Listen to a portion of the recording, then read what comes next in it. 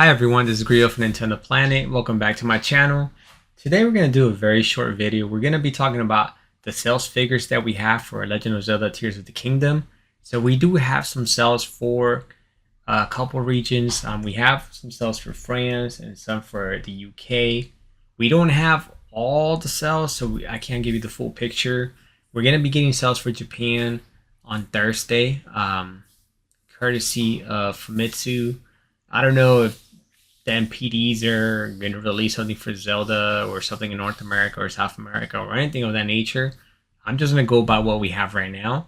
So the very first one is The Legend of Zelda Tears of the Kingdom sells 500,000 units in France. Now, here's the part that's actually pretty cool. It says its launch is bigger than Red Dead Redemption 2 and FIFA 23 and off to a much better start than Pokemon Scarlet and Violet. The part that really matters to me is this one. Much better start than Pokemon Scarlet and Violet. The reason for that is because Pokemon always starts strong off the gates and it kind of fades away because it doesn't have the same evergreen status as Nintendo IPs, or in particular Mario and Zelda.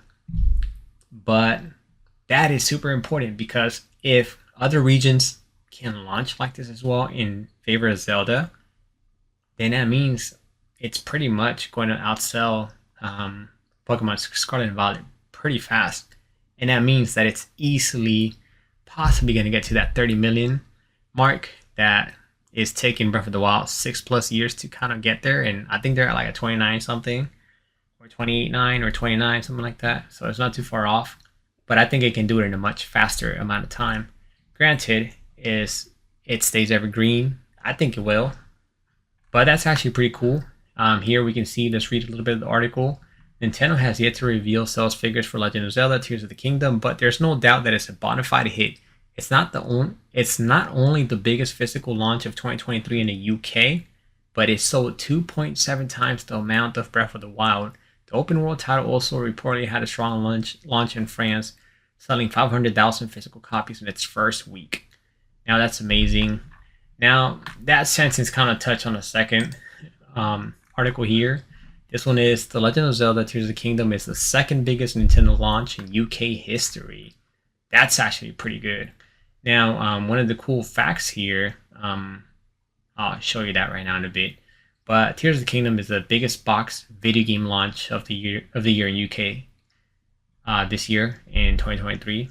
Also, GFK reveals that the game is Nintendo's second biggest release in UK history by revenue, behind 2008's Wii Fit.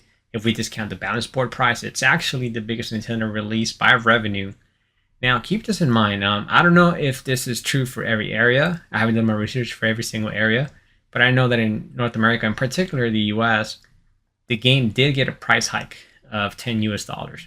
Standard games sell for $59.99. This one is selling for $69.99. So it's an additional $10. I know a lot of people were saying, I'm not going to spend an additional $10 to get Breath of the Wild 1.5 or Breath of the Wild DLC. So seeing something like this actually makes me happy, and especially if that's true for every area that it got a price hike, that says a lot. It just basically says the people that are whining and complaining are the minority, and we're showing support. We're buying the game. Nintendo said it's one of the biggest games ever made. It's possible. I mean, actually, I think it is the biggest game ever made. So for an extra $10, it's not bad. And that basically kind of wraps it up. So it's the second biggest by revenue. If you just count the balance board, it's the first. So that's actually really good. I mean, it says that it lags behind combined sales of Pokemon games. That kind of makes sense because Pokemon always releases 2 editions, kind of like Sun and Moon or Scarlet and Violet or Black and White, that type of stuff. Red and Blue. And for Pokemon, a lot of people buy both copies. And I know some people, but it's the minority, but it does happen. They buy both copies and they also buy the combo pack and they keep them shrink wrapped. But that's basically it for today. If you guys like my video, go ahead and like it. Feel free to subscribe. Feel free to comment. If you guys want to have a conversation, Nintendo topics, some sort of podcast, just let me know. I can answer some questions on what I know. I can definitely give you my opinion on different games and rumors and things I believe is going to happen and things like that. That's the fun stuff, just speculating.